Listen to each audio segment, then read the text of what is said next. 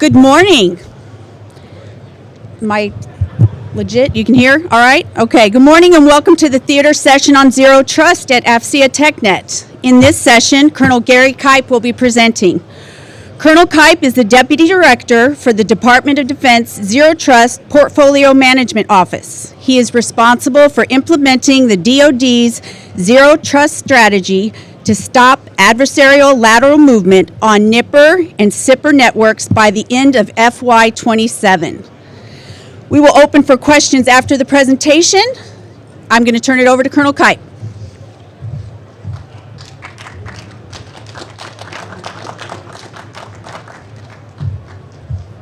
Hello everyone, good to see you. Colonel Sieber, good to see you. All right. Well, it's a privilege to be here with you at AFCEA here today. I really want to go over a couple of slides. I've got 16 total, and then open up the floor to questions. My point for being here today is to give you an overview of the DoD's journey along Zero Trust. We're all on that process, all in the journey in different places. And if there's a way that the DoD can be useful to you, as we can share some of our lessons learned, our processes, no one should be starting from scratch on this. If there's a way that we can help each other preserve our way of life, then we want to be a part of that. Our mandate is to start within the DoD, but when we're talking about data, we're talking about your data and our data. It's all sort of interdependent, right? So we all need to protect data together. So my goal here is to give you a familiarization on where the department is, and then open it up to questions as you have them. Well, let's start with where every good slide presentation starts, with an org chart. I'm gonna do my best during this session to connect two people: President Biden and John Kindervag, through this man right here, Randy Resnick. Okay. Over time, you're going to understand the connection of this. But we have a very small team. The team was designed, put in place to implement Zero Trust. Executive Order 14028. The President said, go forth, achieve Zero Trust across the United States government. The DoD took that, implemented it in a strategy, and then brought Mr. Randy Resnick from the NSA. He spent over 30 years in offensive and defensive operations, and put him in charge of this strategy to connect John Kindervag's idea from 2009 and implement it USG-wide, specifically within the DoD framework. And for the last year that we've been here, because he's only been here a little over a year, there's only been the two of us on the team who are Govies. And I say that because we all start small with overwhelming problems. But if you have good leadership with some insight and some wisdom, and a clear task and purpose, you can achieve far greater results. We all need more resources, that's true. But if we start with the premise that we need more resources without first understanding exactly what we're trying to achieve, then more resources just makes us bigger and heavier and slower and lethargic and ineffective. So I would say first what we need is good leadership and a clear vision and direction. And my boss, since he's not here, I can tell you, is awesome to work for. And he brought all of that to the DoD. We've been very effective over the last year because of that kind of leadership. A common theme we've recognized over our last year is that culture is a very important part of strategic change. Technology is important. I don't want to poo-poo technology. It's important. We're in a room full of technology.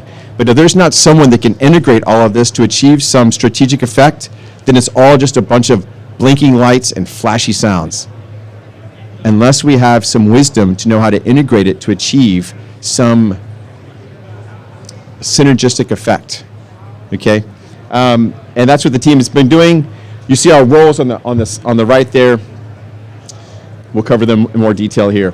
Okay, I'm not going to cover all of these, but I do want to cover a few, and I'll start with the first one. We are a focal point for ZT knowledge. There are ways we're trying to balance a number of priorities, okay? Within the DoD, we're not telling everyone they have to apply the same formula to achieve Zero Trust. There is not a one-size-fits-all solution. But there is a solution, and we're not going to get there if it's not coordinated. There needs to be some entity that can deconflict and prioritize appropriately.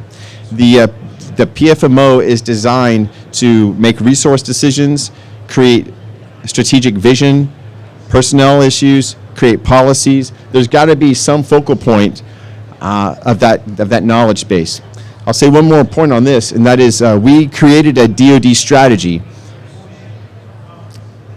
but it's not DoD-centric. It's data-centric. It has applicability in other domains. We built it for the DoD because that's our mandate. But I think, as many of you have probably had a chance to look at it, there are some great applications in other USG entities and beyond.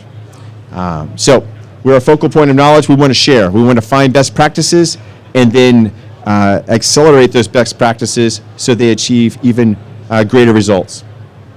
We certainly are working towards capability enhancement and then providing zero trust guidance. This is where you see our strategy kick in. So the strategy is intended to give strategic guidance to the rest of the enterprise. We don't tell the enterprise what they're going to do, or we don't tell them how they're going to achieve it, but we do have a very clear task and purpose of what we're going to achieve by the end of FY27, and that is stopping adversarial lateral movement against our data on our networks. Movement that's undetected, that's uncontrolled, and it's just ripping us apart. That's what we're all going to do as a department. Every stakeholder, every entity within the department is going to do that by the end of FY27. Now, how each of those enterprise or entities do it, how the stakeholders pursue that course, we're not telling them how to do that. We'll show you, though, in the end, we're developing some courses of action, some COAs for how they might approach their own hybrid solutions. But the point here is the office is giving a strategic vision of what we're going to achieve. If we're not careful, we can get wrapped around the axle on all that technology provides us, and then find this comfort zone of just imagining possibilities without actually having the vision to set a course of action and pursue it. If we're not careful, we can get mesmerized by all the bells and whistles that technology affords us and never actually decide on a course of action. What this strategy does is lay out a very specific, achievable, measurable, important goal, and that is stopping adversarial lateral movements on our networks by the end of FY27. The office has done that. We're looking for effective support, and then the centralized role. This is really critical because if there's not a centralizing authority, it's going to be very difficult to accelerate anything. We think about the merits of diversity, for example. Diversity is only a benefit if there's some common denominator that takes all of these diverse concepts and integrates them to a common end. Otherwise, diversity on our networks equates to loss of interoperability. Our stuff doesn't work. We have multiple things that we spend a lot of money on that can do great things, but they actually don't play well together, and therefore you just have a bunch of junk, really expensive junk, that's going to cost a lot more money now to have someone come in and try to make it all go blinky again. There needs to be, in a similar way, some entity that can integrate all these disparate capabilities and stakeholders and move them online to a common end. Otherwise, all of our diverse capabilities and functions don't orient towards the enemy, towards our defense. They get oriented towards one another in chaos. This office is intended to take all of our disparate capabilities and technologies and mission sets and move them online towards a common end, and that is stopping adversarial lateral movement on our networks against our data undetected by the end of FY27. That doesn't happen on its own. All of us here know that integrated technologies don't happen on their own. It's by design. The same is true for organizational change. If there's not some integrator moving everything in a common direction, we don't just naturally play along well together. There's got to be some sort of vision and leadership, a centralizing role. And then finally, the office is here to provide strategic communications. If we're not careful, we will all get busy doing things because we love technology, we love to see things work, we want to accomplish missions, we will do things. Before we do things, we need to figure out what is the thing we should be doing, understanding the idea, the crux of the idea. Why is it valuable? That's the strategic communication the office is set up to promote. More on that to follow. Okay, so speaking of communications, let's start in the beginning. Again, start with President Biden and his grand vision to implement zero trust across the United States government. That includes the FedCiv, it includes the USIC, the U.S. intelligence community, and it includes the DoD. So we took a grand strategy and commander's intent, found the common denominator between command authority here within the executive order and the National Defense Act in 22 and some other documents, and we distilled what is the basic message here, what is intended for the government, and then we applied that to some good work that DISA did for the department in putting the zero trust reference architecture together. So we took the micro good work that DISA did, very good work.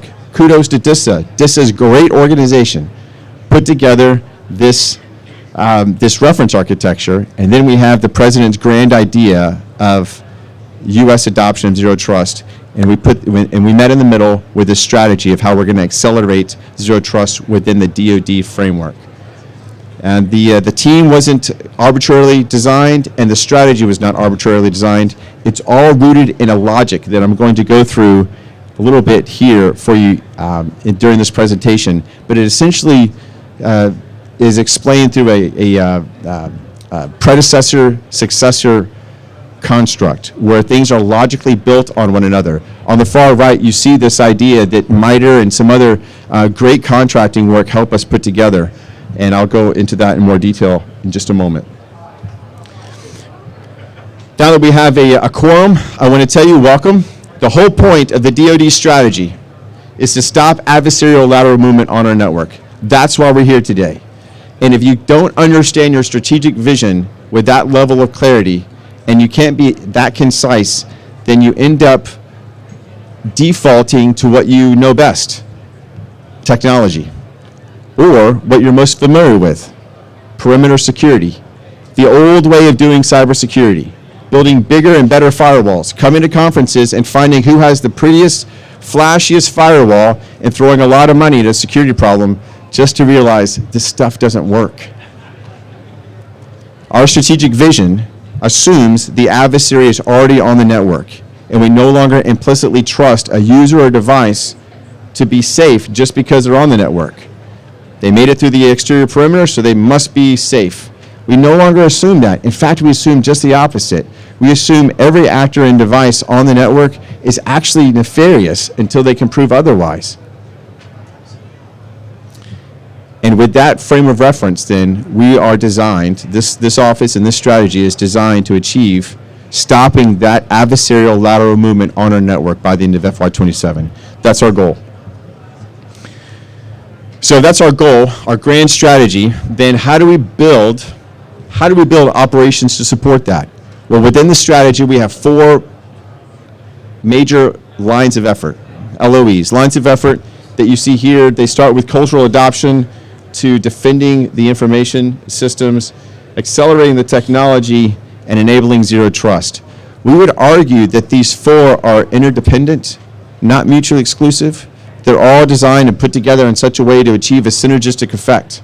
I'll show you by the end of this presentation that zero trust enablement, the policy, the programs, the planning, those are all predicated on task 1.1 through 5. It first starts with a commitment and an outreach. It starts with a cultural change. All we see around us are technologies, but they reflect something of the culture in which we live. And if we're not careful, we'll depend on technologies alone to change culture. And they don't. People. It's about the people. The people that are used to an idea, that have expectations of what the technology is going to do, that are used to policies that worked 10 years ago, why don't they work now? Or are unwilling to train, or maybe lose sight of what the grand strategic design is intended to be in the first place. So what we did is we took these 4 big goals and we put them together in a logical way that explains the roots of the strategy, the root, where it comes from, and the fruit, what we're trying to achieve. That's something of our strategy and our team, how it's all designed. Now let's pause and look at the problem through another lens, through the actual zero trust lens.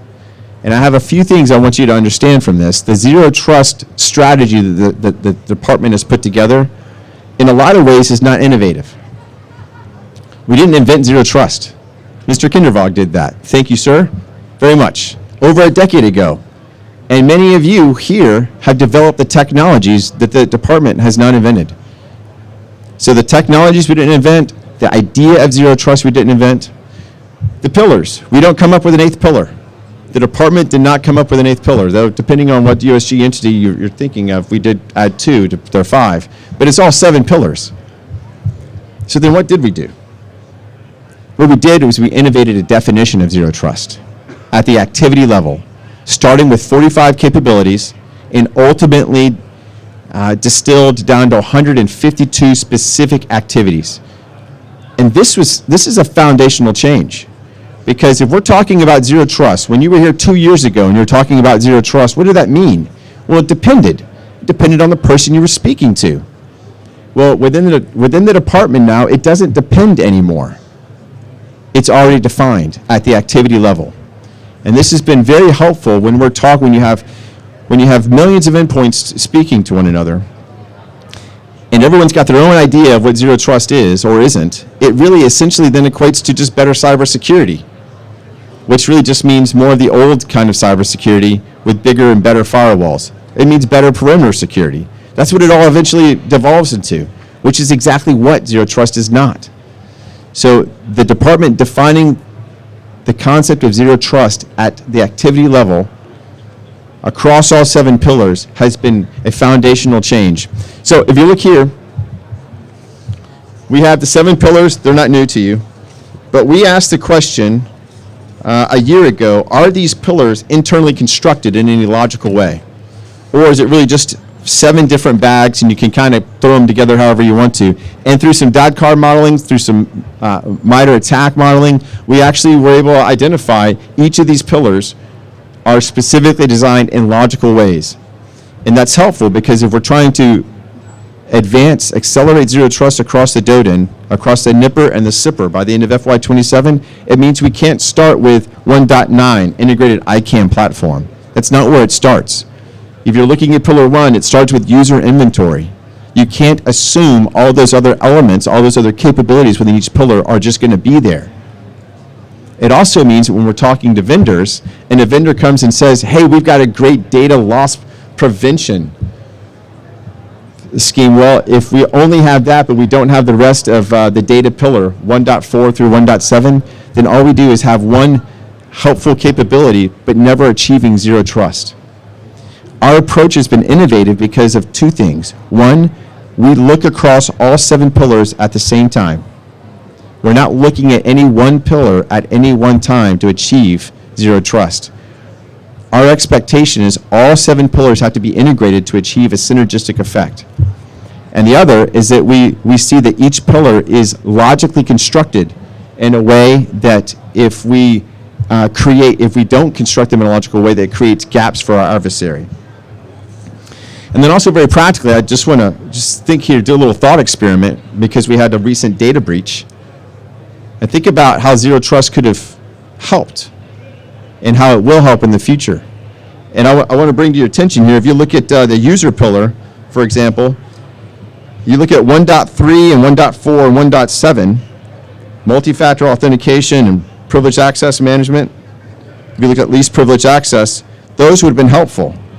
But we would submit to you that not just the user pillar, but 2.6 of a unified endpoint management, right? Along with 4.4, data monitoring, along with 5.3 and 4 with macro and micro segmentation, and then all the way to 7.4 user and entity behavioral analytics. So here's the point. Zero trust isn't something we buy, because each of us know a vendor that can provide one of those. What we need is a concept that integrates all of those to achieve a synergistic effect. That is zero trust. It's not any one of those capabilities by themselves. It's all of the capabilities integrated in a coherent way that achieves a strategic end of stopping adversarial lateral movement. When we think about zero trust, when we think of data breaches, it's not something we're going to buy to get us out of this problem. It's an entirely different framework that we need to apply, where we assume that the adversary is not always on the outside, but is actually on the inside. And then we have to say least privileged access. Do you have access to this data? But not only that, but what are you allowed to do with the data even though you do have access to it? Do you have authorization to manipulate it, or to print it, or just to view it? Are you allowed to send it? In this case, are you allowed to take a cell phone and do a skiff? And applying the right policies and enforcing them in a holistic way. That's how we achieve better security in the future.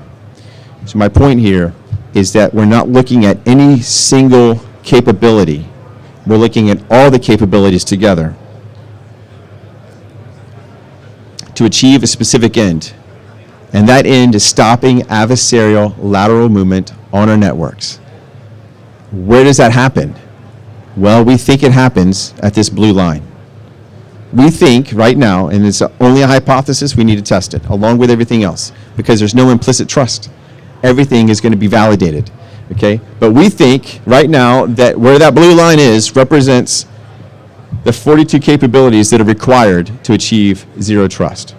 Target level zero trust. Specifically, target level zero trust, as defined by this department, is stopping adversarial lateral movement. That's where we think we stop adversarial lateral movement, is at target level zero trust. And then this is the same information, only at the activity level. The activity of 152 activities that define zero trust, they're all presented here. You can't read them. It's not designed for you to read. There's other ways to read it.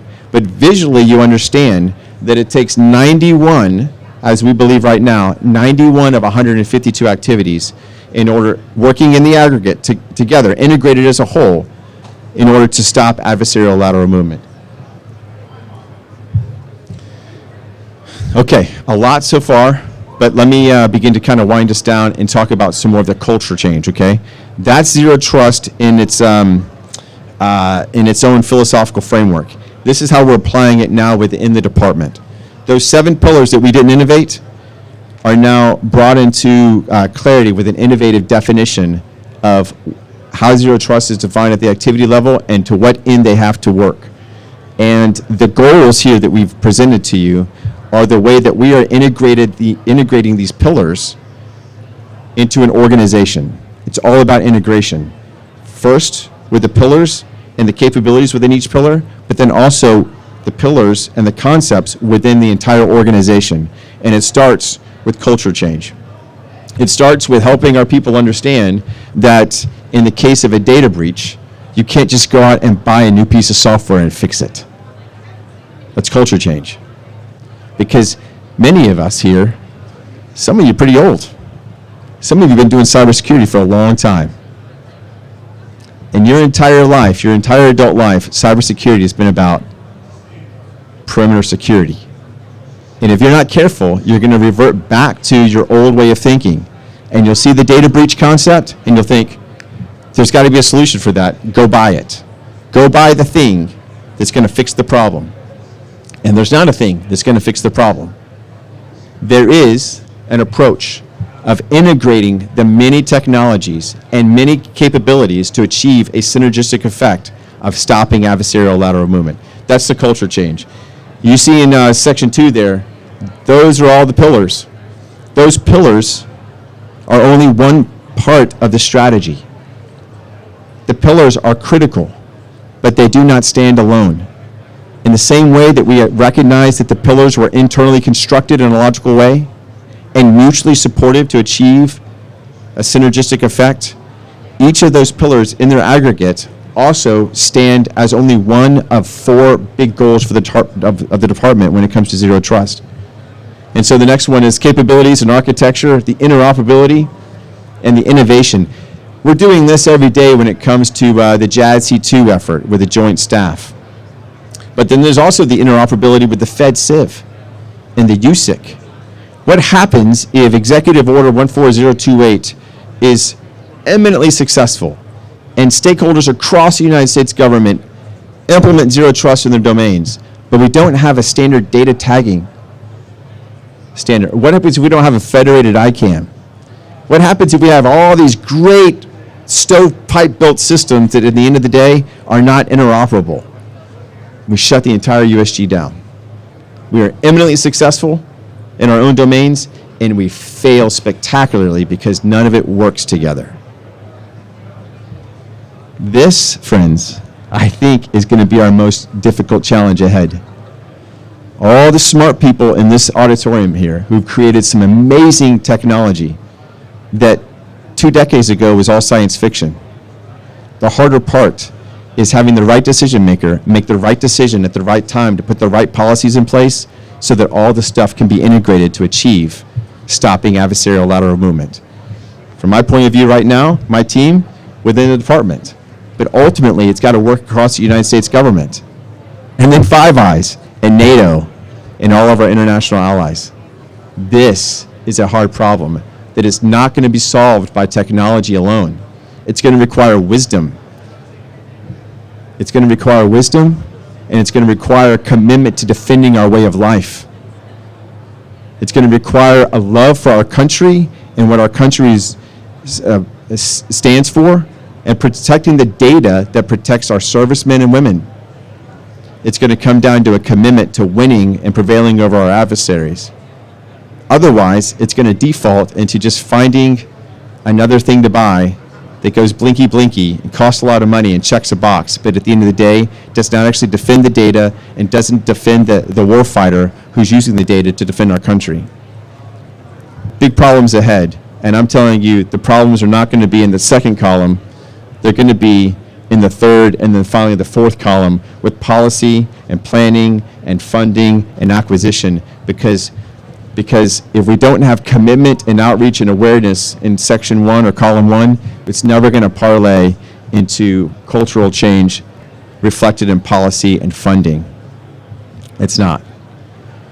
So as you're building better options for us in the future, I would encourage each of you to apply some wisdom to remember why it matters. At the end of the day, this is not a science project. At the end of the day, what we're trying to defend is something beautiful. Our ability to pursue life, liberty, the pursuit of happiness. These foundational constructs that are enabled by the freedom of movement that our data enables us to achieve. If we don't have control over our data, or if our data is being used against us, our entire way of life is at risk. This is why we're doing everything we're doing. It's not to build a better mousetrap. It's to defend something we love. Yeah. So it comes back to culture. All the technology is important. In fact, we need better technology.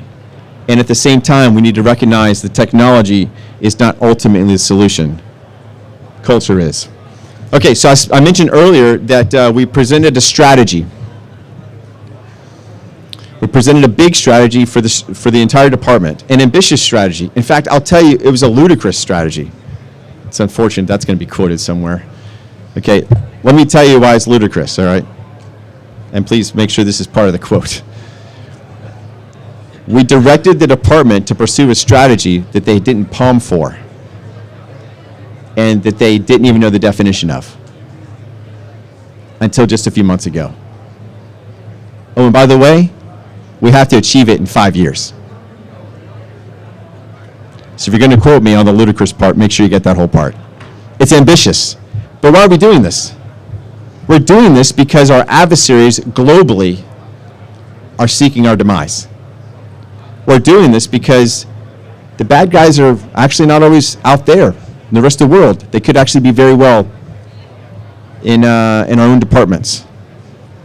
Already have access to our, authorized access to our networks, and they're going to use our data in ways that put us all at risk. We're doing this because our enemies and the timeline require us to move fast. which sounds impossible, but it's not. We can do it. If we have good leadership, we have clear vision, and we have the right people in the right place giving us options. So we didn't just provide a strategy, we're also trying to provide some options. And these are known as courses of action. We have 3 COAs here presented, but I'll just tell you that we're not looking at only 3. We anticipate that there will be future COAs, and that ultimately solutions will look like a hybrid of these COAs put together. The first COA is really what we're calling a brownfield. It's just modernizing the current infrastructure. Our guess is that the best and fastest way to achieve zero trust by the end of FY27 is going to be through cloud solutions. And within the cloud framework, we're looking at conceptually 2 broad areas. One would be commercial. The JWCC and other CSPs have all helped us already contribute to that space, commercial cloud solutions. And then we're looking at a government cloud solution, not commercial, but a more government solution where we own the data, we defend it, we maintain it, they're ours. Okay? And we also have service providers right now working on both of those, and very soon are going to be validated. In fact, they're going to be validated in the next 3 months. We have several iterations of validation or red teaming. This June, July, we have a number of CSPs that we've been working with for about a year now, who have submitted overlays that, 1, map to the definition of zero trust, and 2, they present as able to integrate to achieve zero trust outcomes. We're going to actually red team those and validate, because our idea is at the end of the summer, what if we can have a handful, not an exhaustive, and maybe not even comprehensive, but at least a sampling of the possibilities out there that could be provided to integrate these various solutions together. If at the end of the summer we can validate some of these CSPs overlays, and then also identify where data tagging standards can be normalized, where the security controls can be finalized, where we can identify zero trust at the tactical level in support of JADC2, where we can achieve some level of interoperability within the department, and then where we can begin to make inroads with interoperability efforts throughout the USG with FedCiv and the USIC. That all begins with practical use cases where zero trust has worked in DoD environments. So very soon, we're going to begin to validate what these possible courses of action are going forward. On the left, you see some things that we've done in the last 6 months. The timeline is moving very quickly. We're kind of on the bottom right there, where we look at red teaming, and by the end of the summer, by the end of this FY, we're looking at having a lot more to present to you when it comes to lessons learned on the red teaming and data standards and interoperability questions. You know, when we think about zero trust, we assume breach, and we don't implicitly trust users or devices. But I would submit to you that there's another aspect of zero trust that actually involves a lot of trust. And that trust is built through understanding of the principles and how they apply, of one another and our common commitment to defend our way of life, a sense of urgency and a spirit of teamwork to get to the end. One of my greatest concerns within my job now is I've grown up in a culture where we're always competing against each other. And it's one service against another, or it's one USG against another. And oftentimes, in order to win, you need someone else to fail. That's just the way it is. And I think that could kill us, because our real adversary is not one another. Our adversaries are the communist Chinese, or any other adversary that would seek to do us harm. Those are the adversaries we should be competing against. And how do we work together? We got to build trust. We've got to build trust in the framework of zero trust. We don't implicitly trust users or devices on our network, but we need to grow more and more relationships of trust as we're working together to achieve a common end. It starts with a common culture, taking all of our disparate capabilities and our technologies and our perspectives and applying them to a common end, stopping adversarial lateral movement on our networks by the end of FY27. It involves trust because we understand how the system works, how the technologies work, and how they don't work. And it involves trust because we care about protecting the data that keeps us safe. And so finally, one final thing on training, right? We started this talk on Zero Trust thinking about the technologies. It's going to end up talking about people. It's really about people. It's about taking care of our people. It's about changing a culture, and that means training and helping us understand the concepts of Zero Trust and how they apply. One of the things that the office has done over the last many months has we started putting together joint knowledge online courses. We have one already online, and we have another 3 to hit by the end of July. Just a few weeks ago, we had a Zero Trust virtual symposium that was put on with MIT, Lincoln Labs. Stanford was there. We had some other academics, and the intent was to be a bridge builder between academia and industry and USG, to let the best ideas surface, to be able to point to those use cases, and to begin to connect people that are working on similar projects across the United States and within various fields, various sectors. What you see here are our framework for how we're looking at training. We have various tiers because each of us are going to have to understand various levels of Zero Trust. And then I think finally this slide points to the symposium I just referenced a moment ago, and then going ahead we have a Chief Engineers Workshop. It's spending time and energy in helping our people understand why Zero Trust is important and how it applies is one of the best things that our office has done heretofore. Otherwise, what we end up doing by default is advocating for a lot of technologies without understanding why they really matter. For many of us who are here, I would encourage you with this, that as we're trying to explain what we can do, we always need to root it in why it's important. If we lose sight of that, then we lose sight of our strategic aim, and we get caught up doing a lot of things that eventually we ask ourselves, why are we doing this to begin with? And then it gets really dangerous. We start doing things just because we can do them, even though they don't make sense. And then we have a lot of things we've done, a lot of things we built, and none of it really connects, and it doesn't really achieve a strategic end of stopping adversarial lateral movement on our networks by a specific time. So with that, I want to thank you for your time. I'm happy to hear questions and maybe even answer some. Yes, sir. Can you state, if you'll just go to the microphone, if you'll state your name and what organization you're with, I think it would be helpful for the rest of the team. I'm Bill Moore with Zona.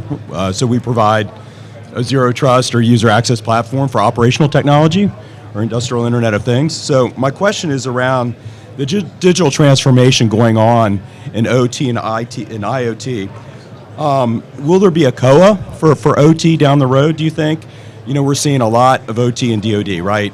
Automated warehousing systems, fire suppression systems, HVAC, fueling systems, and so forth. So, just curious. Yeah, Bill, thanks. So his question is, will we see a COA for OT? So I'm going to say the answer is yes, and I'm going to also say that there's a big elephant that we're, eating one bite at a time, and that's a part of the elephant that we don't even have our hands around. But the answer is yes, because the OT piece is required. So we're going to have to have a COA for that. Yeah. Yes, Hi, sir. I'm Tim Greer. I'm with Leidos. I support contracts for DISA as well as with the intelligence community. Hey, Tim. I heard you talk coordination between the FedCiv, USEP, Five Eyes, NATO. What is your office doing to coordinate with the intelligence community, with the CIO, and are you aware of their data strategy as well as the data-centric framework that's been published? Yes. So, Tim, good questions. We have regular communication with the USIC. In fact, we work with the NSA daily on their project out at Dreamport, the native Zero Trust Cloud. I realize there's only one aspect of it, but that's one element within the USIC we're working directly with for our COA 3, a government cloud solution. We are loosely familiar with some of the internal strategies that they're putting together, but what I'm finding here personally is very much like the DoD, big entity, that doesn't always work well within itself, doesn't always communicate. Other entities like the FedCiv and the USIC, they have various levels of maturity within their own organization that we are watching mature over time. We're able to engage on some level, but we've also tried to be very careful about not overstepping. We are a DoD and not in any way trying to impose or even, we're not trying to impose our own approach to the rest of the United States government. What we are trying to do is with the USIC in general, or in particular, is I've spoken with their CIO councils and advocated two things. One, the need for some sort of internal centralized authority to be able to keep everybody online and just go in the same direction. There needs to be some sort of portfolio management office construct within the IC, also within the FedCiv, because we don't just naturally work well together.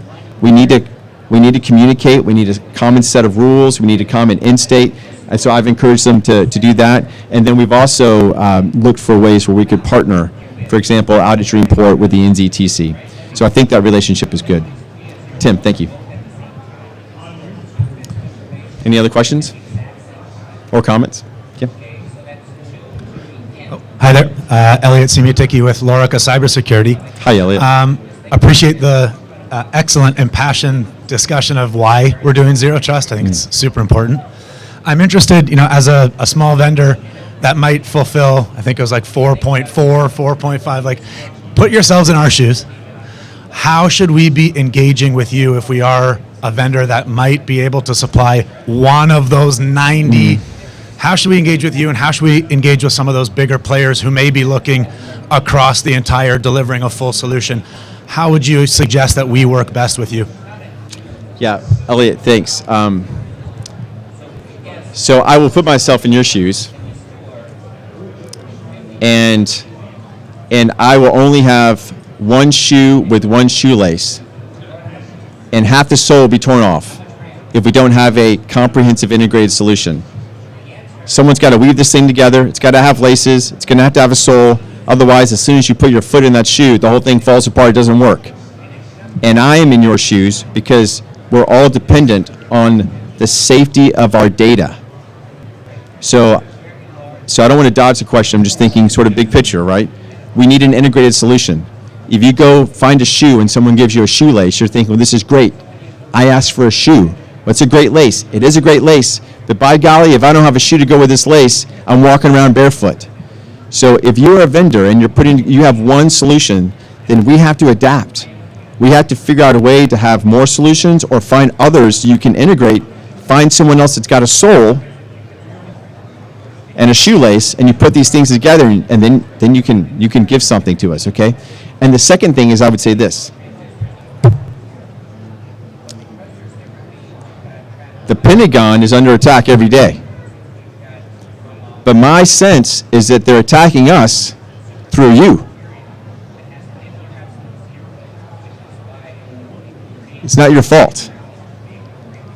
But in a lot of ways, you're the weakest link in the chain because you're small vendors. And you don't make money by installing cybersecurity. And you don't have endless pots of money like the DoD does, and we don't even do it. So I get that small vendors are in a very precarious situation because you have to make money to stay alive, and you're not making money by putting money into cybersecurity. And I'm telling you, our adversaries around the world know that too. And they know what you're working on, and they know what you have access to, and they're exploiting you. So, Elliot, if I were in your shoes, I would figure out a way how to defend my own data. And then recognize that if you have a shoelace, go find someone else, we can build an actual shoe. Those are the shoes I'm standing in right now. That's what I need you to do. Yeah. Yes, ma'am. Staff Sergeant. Sergeant Walsh, 2 quick questions. So with JRSS starting at sunset and looking for a zero trust solution to kind of migrate to, is it realistic that there could be an enterprise-wide offering to all of the services, or are they kind of being pushed to come up and develop their own zero trust strategy and implement it themselves?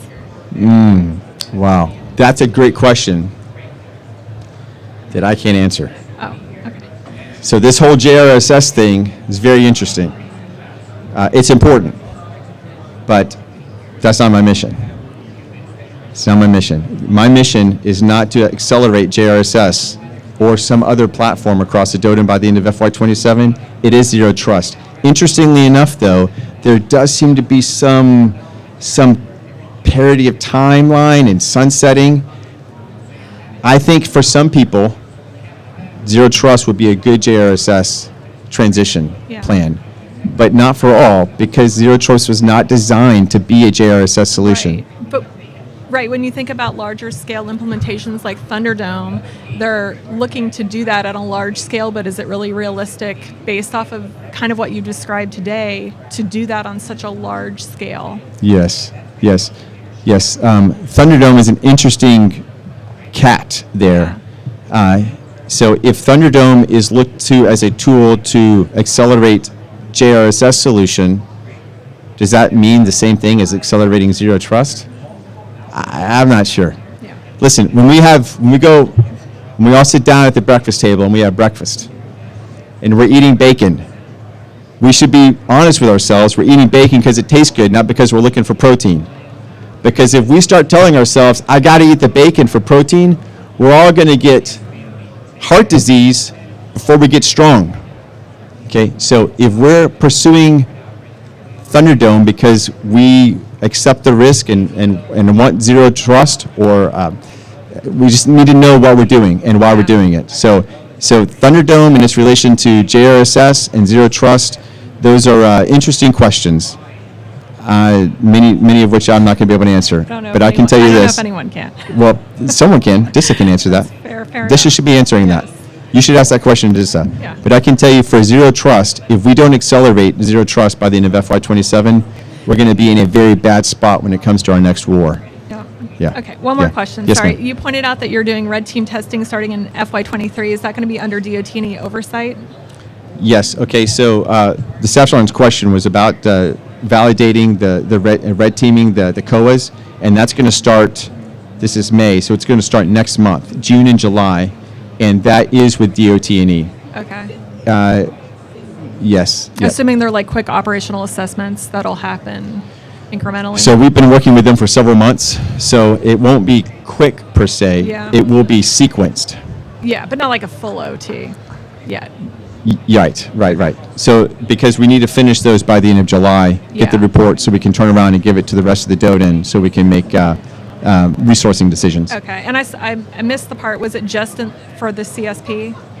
So her question, was it just for the CSPs? It's for, so the NZTC, which is NSA, will also be validated. Okay. Yes. Thank you. Yes, you're welcome. Yeah.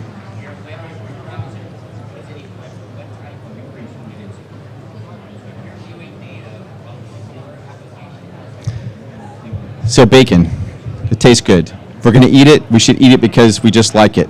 We shouldn't confuse ourselves and tell ourselves we're doing it for some other reason.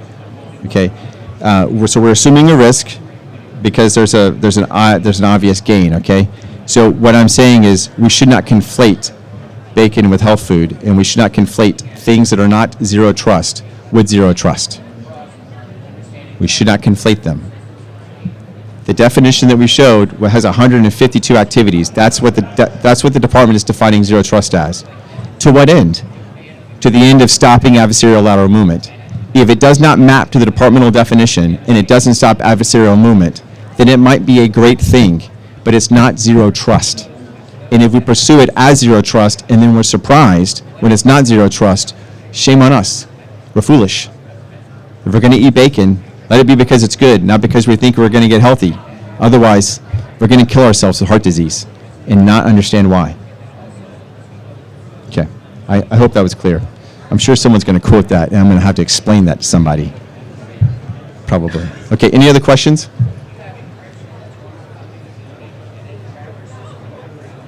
Okay, well, I thank you for your time. This has been an honor to speak with you. Yeah. If you have any questions or anything that you want to give us in the future, we have our website up here, our organizational mailbox. Please send us your comments, your thoughts, your questions, and let us work with you. Thank you.